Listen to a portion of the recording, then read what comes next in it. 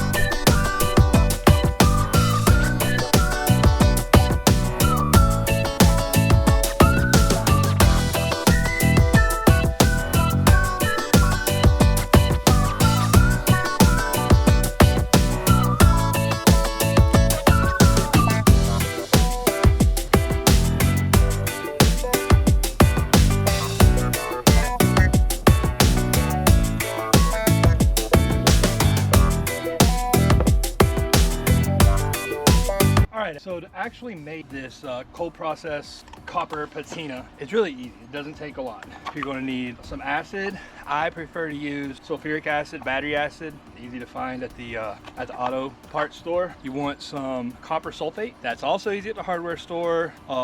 It's for killing roots, root kill. Just make sure it says that it's pure copper sulfate. Distilled water. The distilled part is actually pretty important because sometimes spring water can be alkaline. It'll just have minerals in it. It can throw your colors off, leave spot, and just mess up the whole product. That's one of the bigger things that I know is really important. We're going to want some good degreaser, something to mix in, a spray bottle, some salt, and some measuring utensils. Also, you're definitely going to want some glasses, a face shield, and some gloves.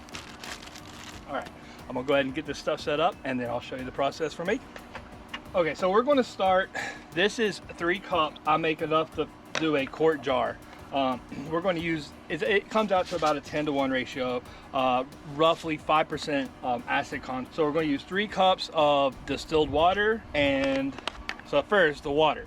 I find it better to put to dissolve your copper sulfate crystals into hot water. It doesn't really do very good. It'll actually slow the process down trying to dissolve it in the acid. So go ahead, and I've got my 3 cups of hot distilled water, and I'm just going to add about a half a cup, somewhere between a quarter to half a cup. The amount of the copper sulfate really is not what's that important. What's important is the saturation point. So I'm just going to put this in here. It can take a long time doing this with just room temperature or cold water, so always good to have it nice and hot. Not boiling, it's about like a cup of coffee. And you can see it dissolves real quick in that hot water. I think we'll be able to get a little bit more in here. So it will end up to right about a half cup. That's a half cup measuring spoon right there. And there might be some that don't totally dissolve down the bottom, and that's all right. The next thing we're going to add is going to be about a tablespoon of salt. This is Himalayan salt. You just want to make sure it's deionized. This is Himalayan salt, so it does not have in it. Again, it doesn't have to be perfectly accurate. We just want about a tablespoon of salt, and that's going to help with the color a little bit. It's going to help with the brightness. It helps to etch the metal, and it just helps give you a little bit brighter of a color. Same thing, just about a tablespoon. We'll put it in here, give this a good stir so that the salt, we know. Before you start messing with your acid, that's when you're definitely going to want to throw your gloves on, get your face shield down. And this next part is very, very important.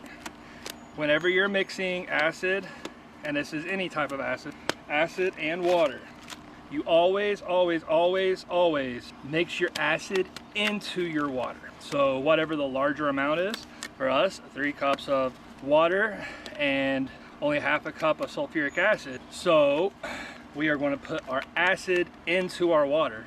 And the reason we're going to do that, in case there is a violent reaction, we want, if this were to react and come up out of the bottle, we want the majority of the liquid coming out of the bottle to be water, not acid. Because if this all comes out with a little bit of acid in here, lots of water comes out. If this is full of acid, we add our water to the acid, lots of acid comes out. So always mix your acid into your water.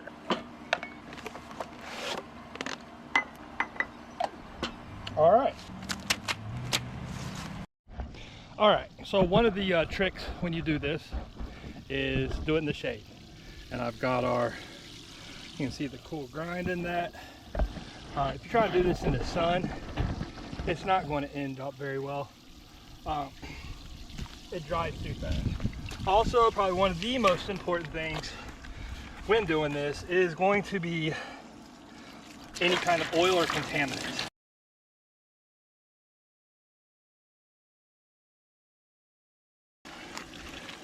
All right, so now we've got our copper patina mixture here.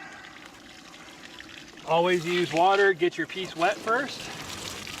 And I just like to kind of spray as I go. If you let it set too long, like if you try and spray it and then wait, you know, too long to wipe it off, it ends up building up like this thick crust and it will want to peel off.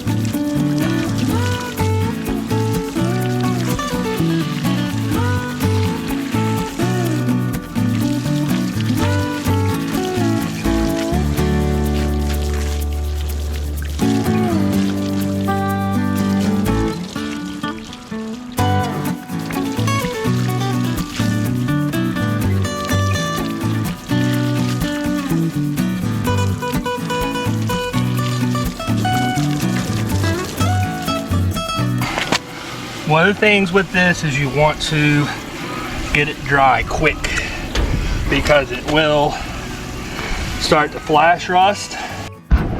Wow, and there you have it. That is bright from that direction, but you can see the way it catches the light pretty good. Doesn't look real new, which isn't what I wanted.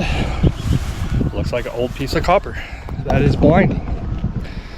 Well, let's get it back over here, finish getting it wiped down and cleaned off, and I'll leave you with a couple more tips for doing this. All right, everybody, so you can see it turned out pretty good. Definitely flashes in the sun, and now I'll need to get a lacquer clear coat on it sooner rather than later because there is still no protection on it. Rusts a little bit and corrode. So you can see you can do this with any kind of it's different, completely different chemicals. If you want to do this with stainless steel or aluminum, there is stuff out there that can be made. But anything you have that is steel that you would like to turn from steel color into copper color, that's as easy as it gets. Biggest thing, just make sure and keep it really clean. And one step that I did not mention was after you get done with the acid and everything's rinsed off, take a little bit of baking soda or baking powder, mix it in some water, put over top of it to neutralize the acid. That will help keep it from flash rusting a whole lot. So yeah, you can really do a lot of cool stuff and just transform just about anything made out of any kind of mild steel in just a couple minutes. And you don't have to use the grinder to put the waves in it. You could just polish this up like a mirror. It look like a copper mirror. Any kind of pattern or finish that is on the bare metal, that's what it will look like with the copper. So experiment with it and play around.